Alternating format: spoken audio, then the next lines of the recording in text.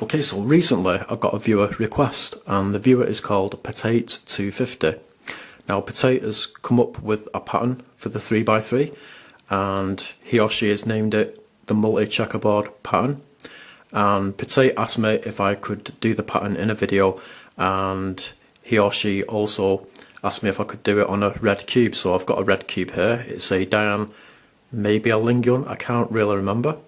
But yeah, so the algorithm is R2, U prime, L2, U2, B2, F2, L2, U2, R2, U prime, R prime, F2, D2, B, F prime, L prime, R prime, U2, F prime, D, and U prime.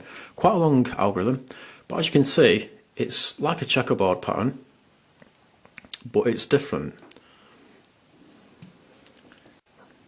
So here is your regular checkerboard pattern. So you can see this is a bit different. It's quite interesting. So basically on each face you've got your X, so you've got a white X there, you've got blue X there, an orange X there, and so on, just like on a regular checkerboard pattern. But then the edges, they're different. As you can see, we've got two reds and two oranges on the same face. On a regular checkerboard pattern, every edge on each face will be the same colour. So for example, all these edges are yellow, all these edges are green. But on this one, you've got like pairs, so two blue ones, two green ones, kind of like a triangle. You know, you've got two yellow there, two green there, two red there.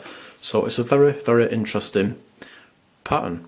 Yeah, it's actually a really good pattern, I think, to be honest. So yeah, that is pretty much it. Thanks for watching.